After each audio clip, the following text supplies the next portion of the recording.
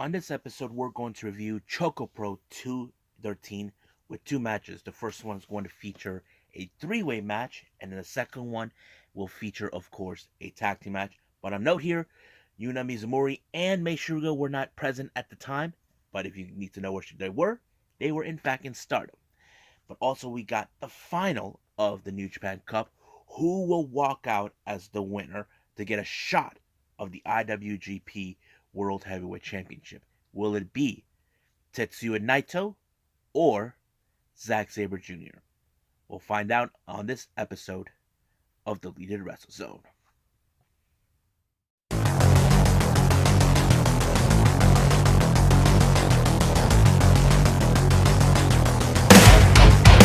Are you ready? Get up, get up!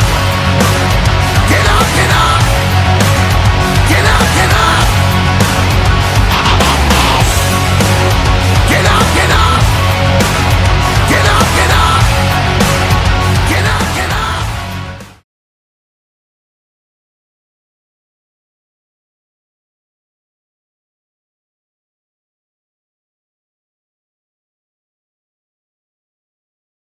Welcome everybody to Deleted Wrestle Zone, all things that is pro wrestling with AEW, NXT, New Japan Pro Wrestling, Impact Wrestling, the National Wrestling Alliance, various promotions, wrestlers, matches, and championships.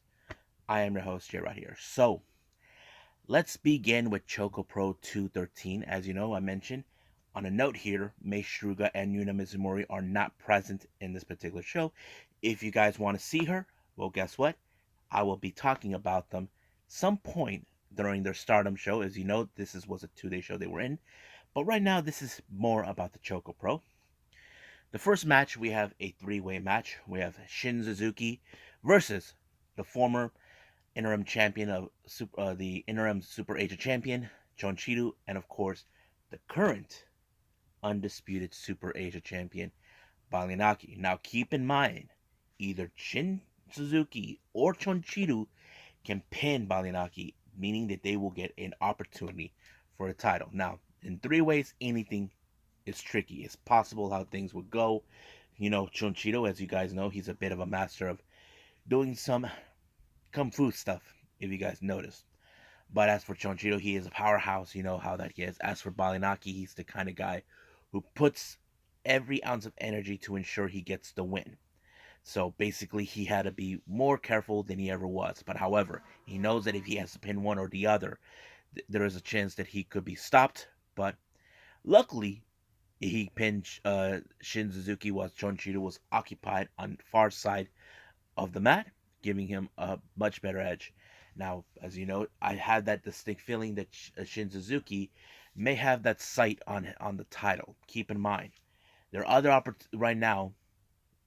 Balinaki has to focus on the following day with featuring his match against Emi Sakura. So we'll get to that on the next two episodes. Next up, we got tag team action. We got Sayaka Obihiro teaming up with the Silent One, Hagane Shino, taking on Anake Ryo Mizunami, and of course, the founder of Gato Move, the creator of ChocoPro, and the queen herself, Emi Sakura. Now, this was one of those matches. Now, I did not expect that Emi or Ryo would team up, but however, they seemed like a good powerhouse team, if you may look at it. Now, as you know, Sayaka Obihiro, she's full of energy, and she would do anything to use her striking techniques to win. But however, there was a really curious moment. Now, if you guys know this about Emi Sakura, whenever she puts her opponent on the corner side, she does a little "we will rock you." But every time, either Hagane or Sayaka see that coming, they try to roll up. But Ryo decided to sacrifice herself in order for Sakura to, in fact, pull it off. And that's exactly what she did. She pulled it off by sacrificing herself to make sure Emi Sakura gets the win. However, it was Emi Sakura that put Sayaka in the Queen's Gambit, and it was already over before she realized that it was over. Now, the Jonkin tournament was a little bit tricky. Well, as you know, Chiko Shikawa and Tokiko Kirihara were involved. They were not involved in the matches, but they were there to help. It was a very interesting matchup because it was really, really fun. But however, Balinaki was taken out. Was he took out Shin Suzuki because he wanted, of course, Emi Sakura in the first round, but Emi was not having it. But he was taken out somewhere in the quarterfinals. But I did not expect that Emi Sakura would ended up losing to Tokiko Kirihara. It was so insane. I thought it was so nuts, but she won. But however, the show didn't end there. What I did not know, it was in fact Ryo Mizunami's birthday. So happy birthday, Ryo! So it was so great. So right now, I think this show was a big one, a really good one. But the big one, I can't wait to see it. That's 214. So all of you better pay attention to that one because I'm excited. So like I said, who walks out as the champion? Will it be Emi Sakura or will Balinaki retain the title? Well, we'll just find out. But right now, let's move on with New Japan Pro Wrestling.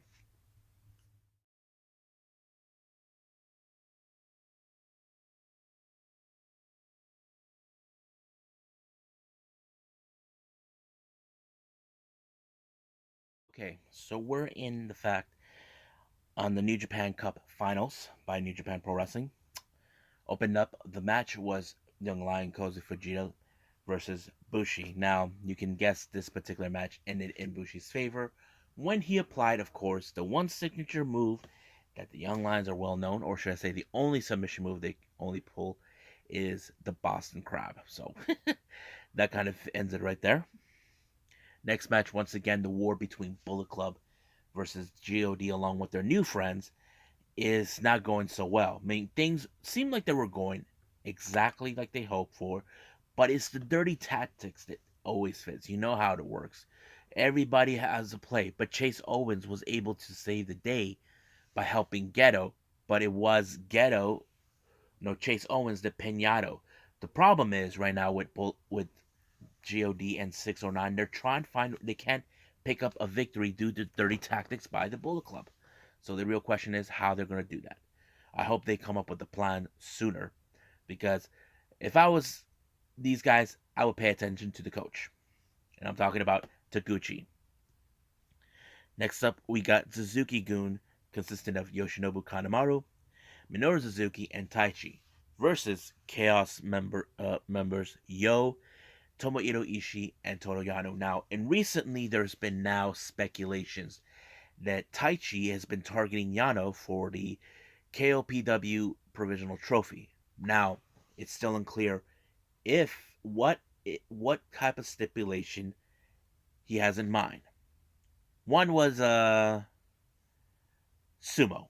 from what Kevin Kelly said, and the other is cherry blossom drinking contest. I don't know which is more ridiculous or more interesting than the other, but yeah, I'm like just can't believe that actually happened. But however, during the match, this feud between Ishii and Suzuki never seems to end. It always continues on, even after fighting. But it was Taichi who picked up the victory onto Yo. However, Yano tried to pour whiskey down his throat, but this time it did not waver. But Taichi did state it what stipulation. We're going to have a sumo match. This is going to be a very interesting match. Now, our next match, we have the House of Torture, consisting of Sho and Yujiro, versus Suzuki Gun's Taka Michinoku and Despy. Now, we all know Sho has been targeting that title. He walked out acting like he did not want to wrestle because he wants a title shot. I mean, Kevin Kelly and Chris did mention all he had to do was ask, but he didn't. He attacked them.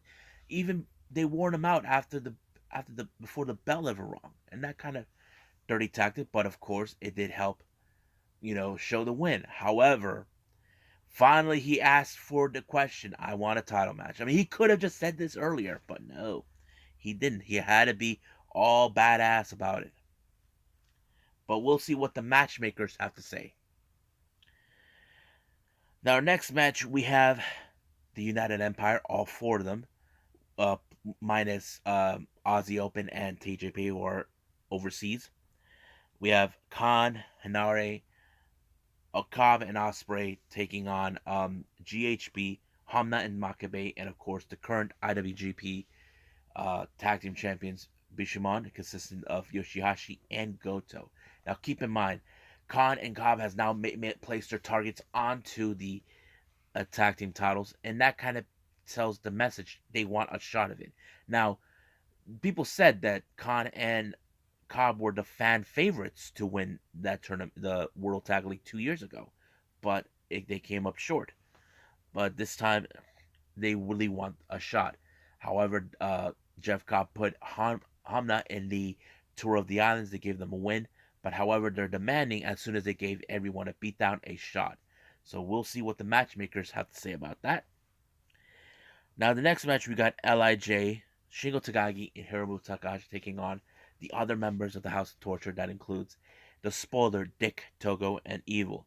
Now, keep in mind, this feud between Evil and Hiromu, it went back right during the New Japan Cup where Hiromu eliminated him. You can tell that Evil is not a happy camper with the results that he lost. So he tried to humiliate him, and not to mention he actually pulled off an amazing victory when he put Dick Togo in the everything is evil, sending a direct message to Evil. However, as you know, Shingo he saw exactly what he saw.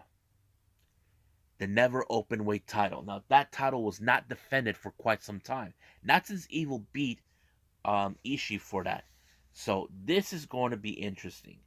However, the real question is, will Evil allow this or beg Hiromu for him to be the challenger?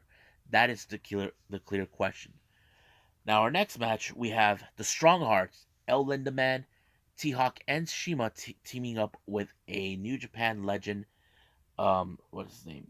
Tatsumi Fujimura, better known as the dra- um the Dragon, I think, taking on Tiger Mask, Satoshi Kojima, Hiroshi Tanahashi, and Kaguchika Okada. This was a good match, I have to say.